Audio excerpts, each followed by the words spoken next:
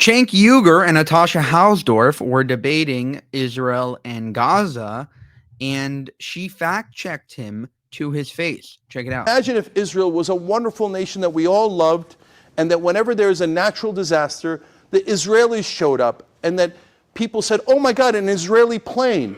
Yes, we're saved. They can do that. They're choosing not to, and it breaks my heart. Let's get to peace. Thank you. Ms. Hausdorf, 3 minutes to conclude. It's actually almost amusing, that final comment, because that's precisely what Israel has done around the world at humanitarian disasters. For years, the State of Israel has prided itself on being a light unto the nations and providing assistance even to some of its neighbors who would, not so long ago, have rejected that assistance because they were on a war footing.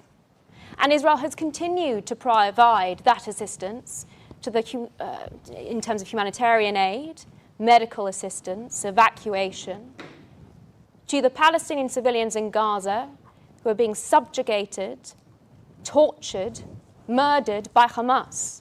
That is what has been continually ignored from the other side of the table, which has been refused to be called out. And that is at the heart of the misinformation, the inversion of the responsibility that we have been hearing about. Now, we heard about hatred being at the core. I think that's something I might actually agree with. The hatred that drove people, thousands of them, to cross the border on the 7th of October and rape, slaughter, torture men, women, and children. That hatred is at the core, not just of the conflict, but of all of the misrepresentations and false information that you've heard this evening. It is at the core of the lawfare initiatives which the ICC and the ICJ have found themselves now also subject to.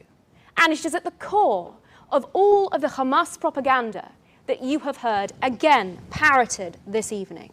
Anyone who has been on the ground in Gaza knows the reality of the situation. Anyone who has been on the ground in Ramallah knows the reality of the situation. And what has given me the most cause for hope and optimism is when I visited venture capital startup funds in Ramallah looking to create Silicon Valley in the Middle East, looking to create a Palestinian middle class with a stake in society, an economy, and something to live for so that they can push back against the indoctrination and the subjugation by Hamas.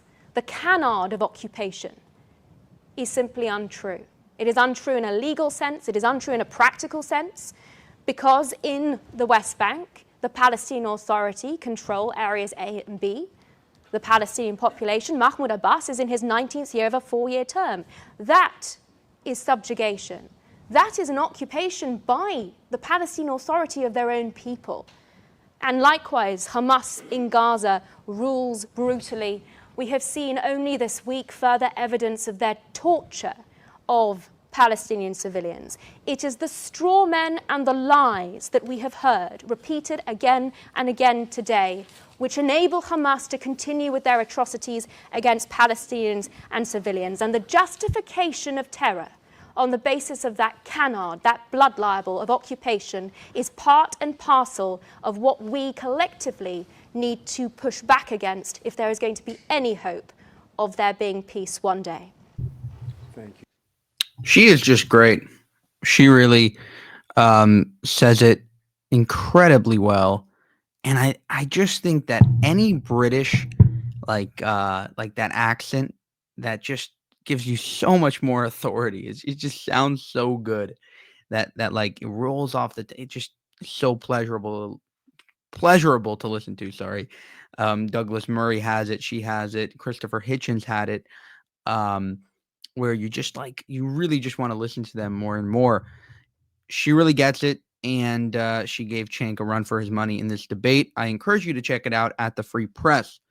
Thank you for watching this video. For more, subscribe to the channel. If you want to help us make more of these videos, you can go to buymeacoffee.com/JewishUncensored. You can also go to our channel memberships page and join there.